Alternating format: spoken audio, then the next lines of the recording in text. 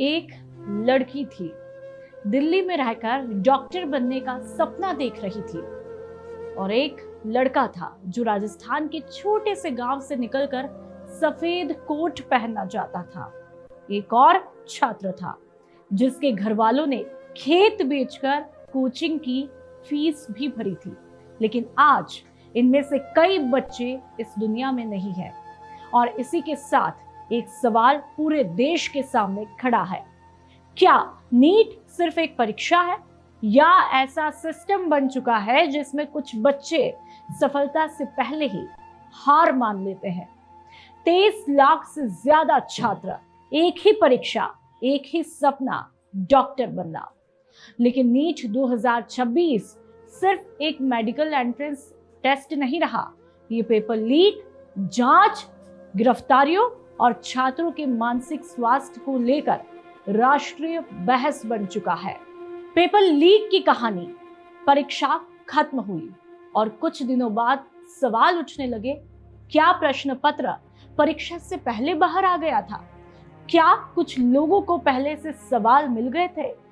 जांच शुरू हुई और फिर जो सामने आया उसने लाखों छात्रों का भरोसा हिला दिया।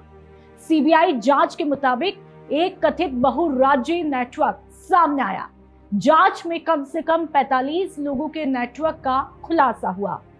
महाराष्ट्र, राजस्थान, हरियाणा, बिहार, केरल और उत्तराखंड, कई राज्यों तक इसकी कड़ियां जुड़ी हुई बताई गई। जानकारी के मुताबिक सीबीआई अब तक लगभग 13 आरोपियों को गिरफ्तार कर चुकी है। इनमें डॉक्टर, कोचिंग फैकल्टी, मेडिकल छात्र और कथित बिचौलिए भी शामिल बताए गए हैं। आरोप है कि परीक्षा से पहले प्रश्न पत्र कुछ लोगों तक पहुंचाया गया और इसके बदले लाखों रुपए लिए गए। अब सोचिए, एक तरफ वो छात्र जो रोज 12 से 14 घंटे पढ़ रहे थे और दूसरी तरफ वो आरोप कि कुछ लोगों के पास परीक्षा से पहले ही सवाल पहुंच गए थे। यहीं से भरोसा भी टूटना शुरू हुआ। आंकड़ों के पीछे छिपा हुआ दर्द। लेकिन इस कहानी का सबसे दर्दनाक हिस्सा शायद पेपर लीक भी नहीं है। कांग्रेस ने दावा किया कि नीट विवाद और उससे जुड़े मानसिक दबाव के बीच भी 9 अभ्यर्थियों की मौत हुई है।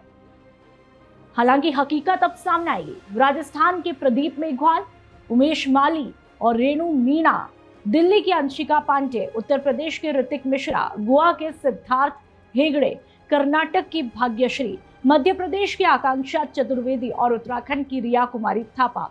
हर नाम के पीछे एक कहानी है, एक परिवार है, एक सपना है और एक खाली कमरा भी है जो अब कभी शायद भरेगा ही नहीं। सिर्फ 9 नहीं, अगर हम बड़ी तस्वीर देखें तो मामला और भी गंभीर दिखाई देता है। कुछ रिपोर्ट्स के मुताबिक 2021 से 2026 के बीच नीट और मेडिकल प्रवेश परीक्षाओं से जुड़े कम से कम 93 आत्महत्या के मामले भी सामने आए हैं। कोटा, दिल्ली, चेन्नई, बेंगलुरु, देश के लगभग हर बड़े शिक्षा केंद्र में ध्यान रहे, इन सभी मामलों को सीधे पेपर लीक से जोड़ना भी एक पहलू ही होगा। लेकिन एक बात साफ है, प्रतियोगी परीक्षाओं का दबाव लगातार बढ़ रहा है। आखिर बच्चे टूट क्यों रहे हैं?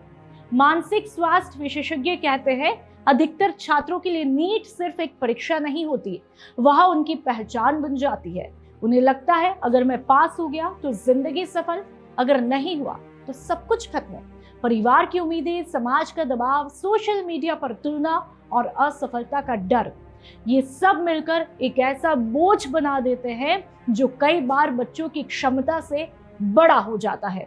WHO भी युवाओं के मानसिक स्वास्थ्य को दुनिया की सबसे बड़ी चुनौतियों में से एक मानता है। असली सवाल तो क्या समाधान सिर्फ पेपर लीक रोकना है या उससे भी बड़ा सवाल है, क्या हमारे स्कूल, हमारी कोचिंग इंडस्ट्री, हमारा समाज और शायद कुछ माता पिता जो बच्चों को ये समझा पा रहे हैं कि जिंदगी किसी एक परीक्षा से बड़ी है? क्या हम बच्चों के नंबर पूछने से पहले उनकी मानसिक स्थिति पूछते हैं? क्या हम उन्हें ये बताते हैं कि असफलता अंत नहीं होती? 23 लाख छात्र, 45 लोगों का कथित नेटवर्क, 13 गिरफ्तारियां, 93 से ज्यादा आत्महत्या के मामले, और 9 मौतों का राजनीतिक दावा। ये सिर्फ आंकड़े नहीं है, ये उन सपनों की कीमत है जो कभी डॉक्टर बनना चाहते थे। एक परीक्षा दोबारा हो सकती है, एक रिजल्ट फिर आ सकता है, लेकिन एक खोई हुई जिंदगी कभी वापस नहीं आती। और शायद इसी वजह से नीट की बहस सिर्फ पेपर लीक की ही नहीं है, बल्कि भारत के युवाओं के भविष्य, उनके सपनों और उनके मानसिक स्वास्थ्य की भी एक बड़ी बहस है।